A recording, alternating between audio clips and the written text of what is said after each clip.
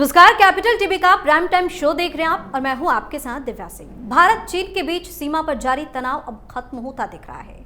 भारत से उलझने वाले चीन के आखिरकार होश ठिकाने लग गए हैं। हाल ही में भारत और चीन के बीच हुए नए सीमा समझौते के बाद दोनों देशों की सेनाओं ने पूर्वी लद्दाख सीमा से पीछे हटना शुरू कर दिया है। इसके वीडियो और फोटोज भी लगातार सामने आ रहे हैं। बता दें कि डेमचोक और देपसोंग पॉइंट से दोनों देशों ने अपने अस्थायी टेंट और शेड हटाने शुरू कर दिए हैं। मिलिट्री उपकरण और गाड़ियां भी पीछे लेके जाया जा रहा है। सूत्रों के मुताबिक 28 और 29 अक्टूबर तक दोनों देश देपसोंग और डेमचोक से अपनी अपनी सेनाएं पूरी तरह से हटा लेंगे। खबर है कि गलवान जैसी झड़प टालने के लिए दोनों देशों की सेनाएं अलग अलग दिन पेट्रोलिंग करेंगी और पेट्रोलिंग से पहले एक दूसरे को सूचित करेंगे। हालांकि पेट्रोलिंग के लिए सीमित सैनिकों की संख्या तय की गई है। भारत और चीन इस बात पर सहमत हुए हैं कि अप्रैल 2020 से पहले की स्थिति को बहाल किया जाएगा, यानी चीन की सेना उन क्षेत्रों से पीछे हटेगी जहां उसने अतिक्रमण किया था। जिस तरह से यह खबर सामने आई है और सीमा पर विवाद सुलझता दिख रहा है, उसके बाद देश के अंदर भी और बाहर भी इसकी खूब चर्चा हो रही है। आज इसी पर चर्चा करेंगे। मेरे साथ स्टूडियो मौजूद है कैपिटल टीवी के editor in chief doctor Manish Kumar. Doctor साहब, स्वागत है आपका। धन्यवाद। क्यों आखिर होश ठिकाने लग गए हैं चीन के? देखिए, सिर्फ चीन ही नहीं, दुनिया के चार बड़े बड़े पावरफुल देशों को, न्यूक्लियर पावर्स को पिछले 4 दिनों में प्रधानमंत्री मोदी ने चारों खाने चित कर दिया। यह कितनी बड़ी बात है कि चीन अपने 1 लाख ट्रूप्स के साथ फॉरवर्ड पोस्ट के ऊपर जमा हुआ था और बिना एक कदम आगे बढ़ाए उसको वापस जाना पड़ रहा है। देखिए कैसे कलेजा फट रहा है यहां पे कांग्रेसियों का। वो कह रहे हैं कि ये तो गजब हो गया, प्रधानमंत्री मोदी को ध्यान रखना चाहिए, चीन कभी भी घुस सकता है, चीन पे भरोसा नहीं करना चाहिए। बरे तुम एमओयू साइन करेंगे कांग्रेस पार्टी वाले, एमओयू साइन करेंगे राहुल गांधी, और विश्वास किसको नहीं करना है? आप सीख दे रहे हैं बीजेपी को। पहले तो ये छटपटाए क्योंकि इसकी गूंज पूरी दुनिया में जा रही है। भाई अमेरिका यही कह रहा था ना कि चीन जिस तरह से फॉरवर्ड पोस्ट पे आया हुआ है, जिस तरह से एग्रेसिव है, चीन के एग्रेशन को भारत को बचाने में अमेरिका हमारी मदद करेगा। हमने कह दिया नहीं चाहिए मदद, हम अपने ही स्तर पे इसको सलट लेंगे। और सिर्फ करार नहीं हुआ, करार के बाद रूस से निकलते निकलते देश के विदेश मंत्री ने 2 टूक कहा कि रिश्ते तब अब बदलेंगे कि न सिर्फ करार बल्कि जमीन के ऊपर भी इसको लागू किया जाएगा, इसकी वेरिफिकेशन होगी। आपने जितने भी चीजों को आगे बढ़ाया है, बनाया है, सब कुछ किया है, वो सब जब तक आप अपना ताम तमूड़ा लेकर के वापस नहीं लौटे बीजिंग, तब तक बिजनेस करने नहीं देंगे। मैं बार बार शुरू से कह रहा हूं एक चीज, भारत को चाइना की आवश्यकता नहीं है, चाइना को भारत की आवश्यकता है। बेसिक लॉजिक है ये। भाई जर्मनी भी आज मीटिंग हुई ना जी, क्यों हुई? वो हैवी मशीन्स बनाते हैं, वो हार्डवेयर्स बनाते हैं, वो उनका अपना पूरा एक प्रोडक्शन लाइन है। उनको वेपन बनाने वाली कंपनियों को वो मशीन सप्लाई करते हैं, इंजन सप्लाई करते हैं, हेलीकॉप्टर बनाने वाली कंपनियों को इंजन देते हैं, सब कुछ, सारा कुछ। तो वो अमेरिका, नाटो उनकी बात सुनेगा कि वो हिंदुस्तान के साथ बिजनेस करेगा? उनको नजर आ रहा है जर्मनी वालों को कि हिंदुस्तान जो है it has taken a leap. पिछले 10 सालों में हिंदुस्तान बदल गया है और ये जो बदलाव है उसमें, उसके फायदे में हम कितना हिस्सा उठा सकते हैं, यही तो पूरी दुनिया में कंपटीशन चल रहा है। अमेरिका ये चाह रहा है कि भाई हम तय करें अमेरिका को कि हिंदुस्तान में कैसे मोदी नीति बनाएंगे। नहीं होगा, नहीं होगा। पहले होता था, हिंदुस्तान की सरकारें विदेशी प्रभाव में, दबाव में ये लोग अपनी नीतियों को बदल दिया करते थे। अब नहीं होगा। चाइना बड़ा कुटिल तरीके से वो ऑपरेट करता है, यही नहीं पूरी दुनिया में। क्या टेक्निक है? टेक्निक ये था कि पहले तो वो आ गए, आर्मी रख दिया, फिर बॉर्डर पर निगोशिएशंस होने लग गए। लेकिन हमने क्या इस बार अकलमंदी की?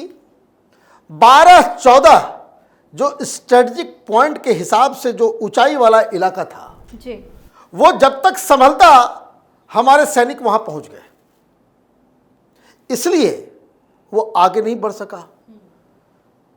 होता क्या है कि जो चीजें होने की होती है बॉर्डर के ऊपर वो हो जाती है, फिर डिप्लोमेटिक चैनल खुलता है, निगोशिएशंस होती है, बातचीत होती है। और चाइना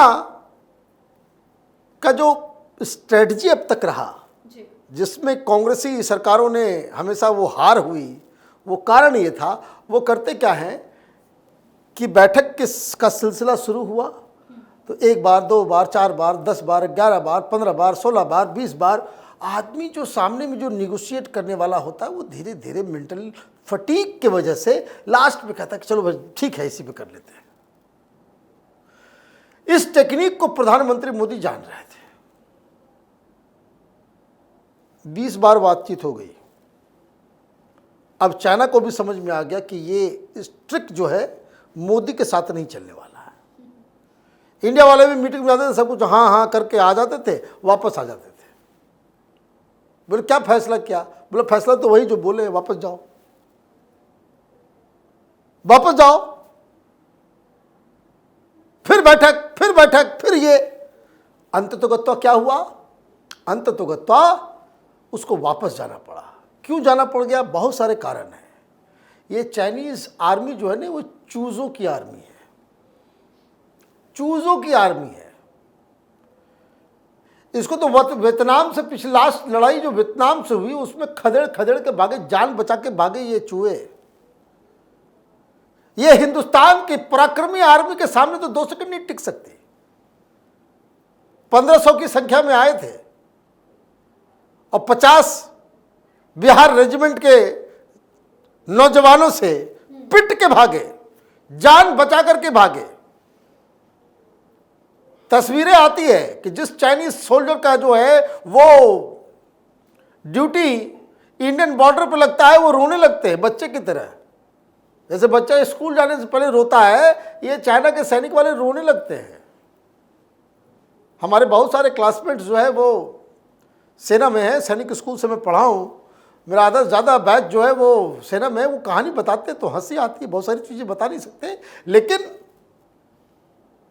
हमारी सेना वहां बम बम और वो डरे दुबके रहते हैं। तो ये कहानी है। तो प्रधानमंत्री मोदी ने तो एक होता क्या कि जब आप मेन गुंडे को ही पिटाई करना चालू कर देते हो तो उसके आसपास वाले वैसे ही भागते हैं। भाई हमारे इस वीडियो को पूरा देखिए और उसके बाद पाकिस्तान के वीडियो को भी देखिए, है ना। वो कट्स नहीं, ओरिजिनल वीडियो जो है यूट्यूब पे मिलता है उन लोगों का। अब ये लोग कह रहे हैं कि अरे चाइना पीछे चला गया,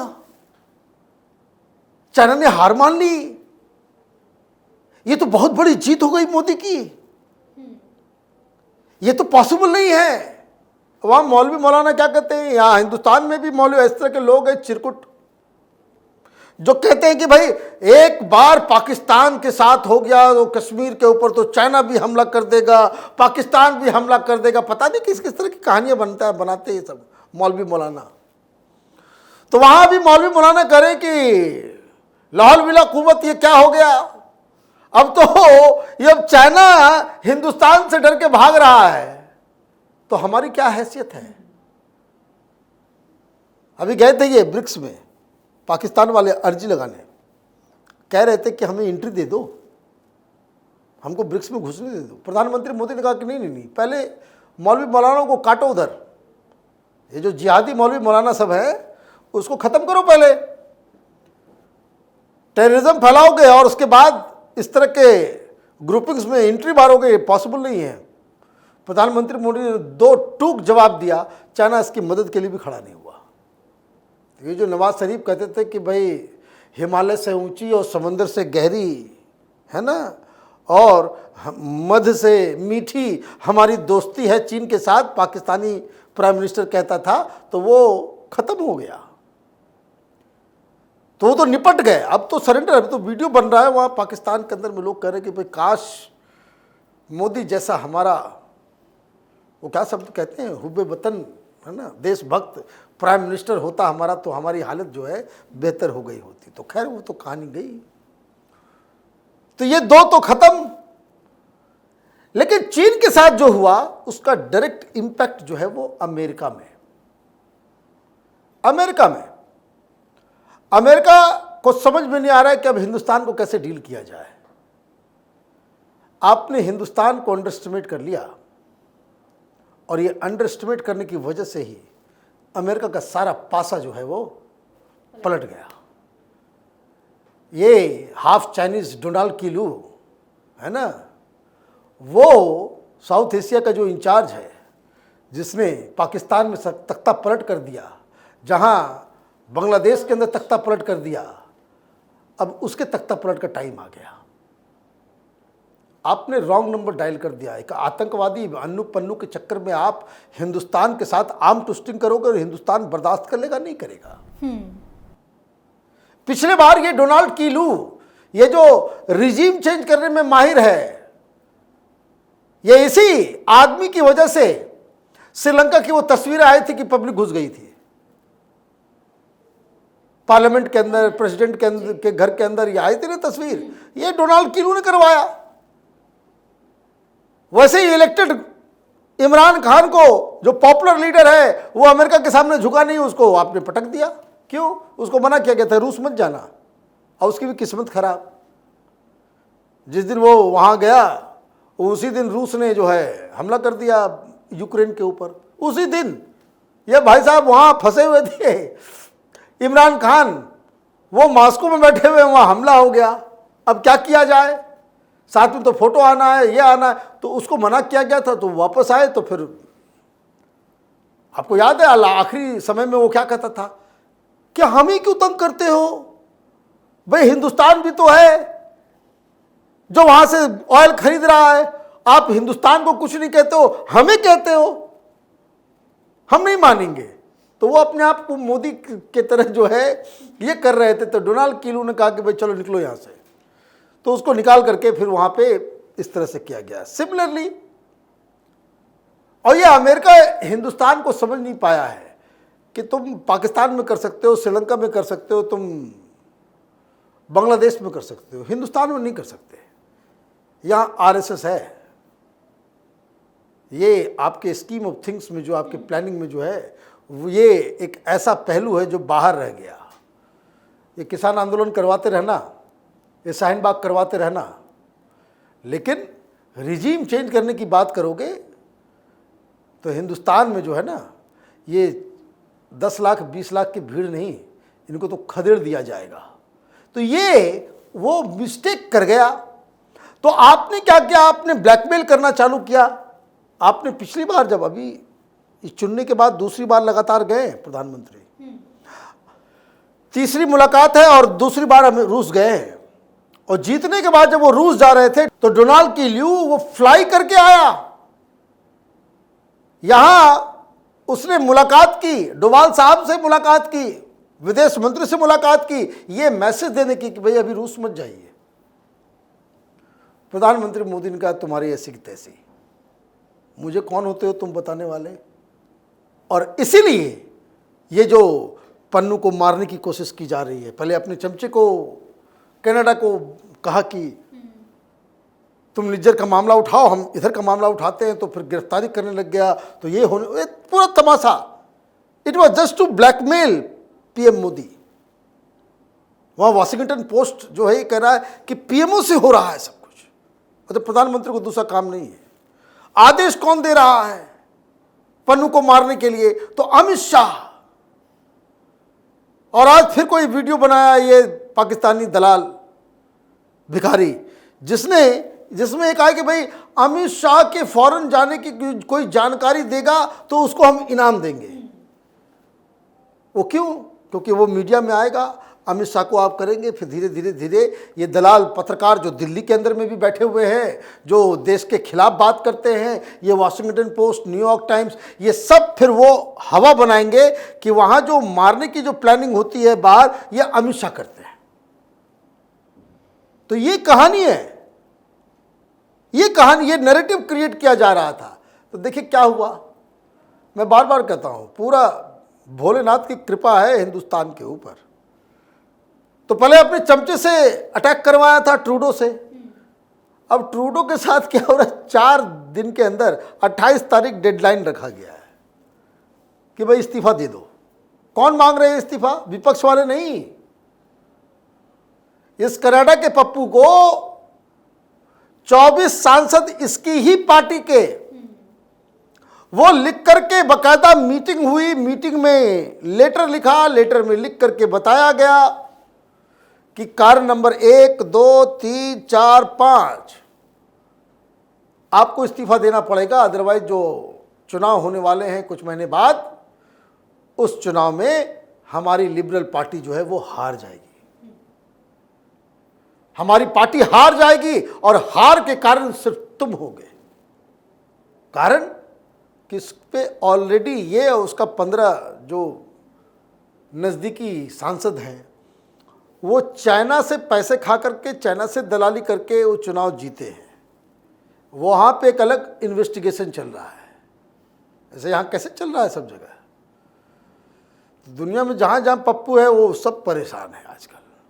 तो वो कनाडा का पप्पू जो है वो परेशान है। वहाँ 28 तारीख का डेडलाइन दिया गया है, और नहीं तो पार्टी के अंदर विरोध होगा और इनको जो है किक आउट किया जाएगा।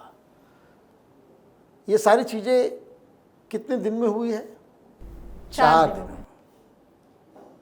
शांति, मैं शुरू में ही कहा था कि प्रधानमंत्री मोदी रूस जा रहे हैं। It is not any ordinary visit, ये कोई आम विजिट नहीं है। जब हम लौट के आएंगे तो एक विजयी देश बन करके हम लौटेंगे। बहुत बहुत धन्यवाद से तमाम जानकारी के लिए। धन्यवाद। तो रूस के कजान में ब्रिक्स शिखर सम्मेलन के मीटिंग में चीनी राष्ट्रपति शी जिनपिंग और पीएम मोदी की मुलाकात हुई, और उस बैठक के बाद सीमा से इस तरह की तस्वीर सामने आ रही है, जिसके बाद ये कहा जा रहा है कि भारत ने आखिरकार चीन को रास्ते पर ला ही दिया, और पीएम मोदी ने दुनिया को बता दिया है कि हिंदुस्तान किसी भी कीमत पर झुकने वाला नहीं है, बल्कि अपने शर्तों पर दूसरे देशों को झुकाने वाला है। शायद यही वजह है कि पूरी दुनिया में पीएम मोदी का परचम लहरा रहा है। आप अपनी राय हमें कमेंट करके जरूर बताएं और देखते रहिए कैपिटल टीवी। नमस्कार।